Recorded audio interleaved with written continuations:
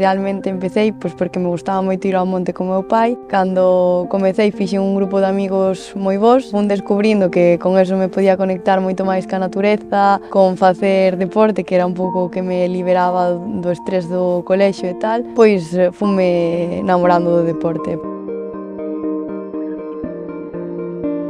Eu marchei para Pontevedra ca idea de destacar e apostar realmente por isto, porque ao final eu tiña aquí unha vida complicada, xa que non tiña nin pistas de atletismo, non tiña donde adestrar. Por problemas do club non me aceptaban no centro galego porque estaba nun equipo de fora, entonces tiven que cambiar moitas veces de instituto. Pilloume nunha época mala anímicamente porque ao final non tiña unha estabilidade persoal. Foi moi complicado, entonces cheguei incluso ata deixar o instituto. Focaliceime no atletismo. Para min significou unha vía de escape, unha ferramenta, digamos, para volver a conectar comigo mesma e poder terminar o bachillerato, poder sair adiante, tanto a nivel académico como, sobre todo, personal.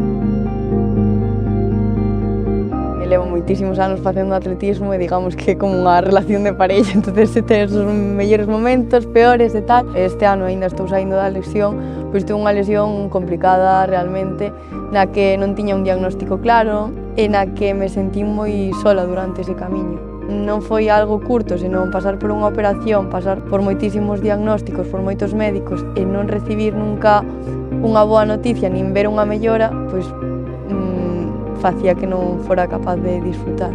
Complicábaseme moito como para sair adiante e plantexeime moitas cousas, se quería realmente facer isto, se realmente isto me valía a pena, porque ao final, queiras que non, teño 26 anos e ao final tamén pensas en ter unha vida máis alá, disfrutar de outras cousas, porque queiras que non, o deporte é moi sacrificado, é duro estar tan lonxe da familia, do núcleo social que teño aquí. E hai momentos nos que incluso me plantexo volver, porque ao final eu teño aquí unhas amizades moi cercanas que para min son a miña familia, porque me criei con elas e claro, estou en Madrid, co ritmo de vida de Madrid, cas cousas que ten Madrid e hai momentos que digo, volvo, pero bueno, gañas moitas cousas pero perdes moitas outras. Entonces cando a balanza empeza a decantarse por un lado, que foi o que me pasou a min este ano ca lesión, pois daste conta de que, bueno, de que ten que ter algo no que realmente pese para seguir intentando. Para min o premio, e isto non o digo para que sone utópico, é estar todos os días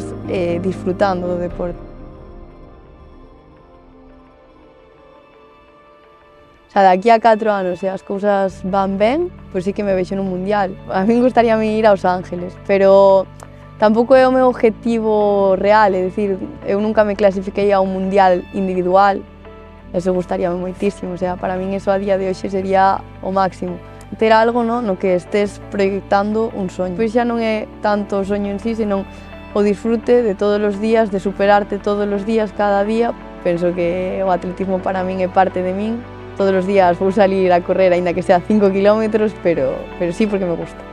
Adestras para non escoitar a dor, pois cando che doe algo paras, que é o normal, pero ti cando che doe algo aí apretas, tens que ir ao teu límite e moitas veces buscas un límite dentro da dor que estás xogando ca saúde. Facer todos os días 20, 30 kilómetros é unha burrada, é a verdade. Está claro que pasa por un proceso de aprender a quererte, aprender a escoitarte, aprender a ter un criterio hacia ti mismo. Eu a Carmen de 20 anos diríalle que fixera isto sencillamente porque obtén unha recompensa no día a día, que a fai feliz, pois vai, corre e está contenta. Pero se chega un día que esa felicidade se vai esgotando, que cambie, porque é unha Carmen atleta, pero é unha Carmen amiga, é unha Carmen persoa, é unha Carmen profe, é unha Carmen moitas cousas. Entonces, se o faz porque che divirte, faino, pero se no momento que che deixe de facer feliz, non o faz. Eu penso que a día de hoxe a min compensoume, entonces gustaríame facerlle un spoiler, decirlle paciencia, compensa, hai momentos malos, pero tens que seguir porque van pasar. Tamén é certo que non quero romantizar esa paciencia, vale? Nin quero comprometela, entonces tamén decirlle, se hai nalgún momento no que as cousas non che estén facendo feliz, non o fagas por ego, por unha cousa que soñaches de pequena, senón faino porque realmente o disfrutas no día a día. Eso é o que te diría.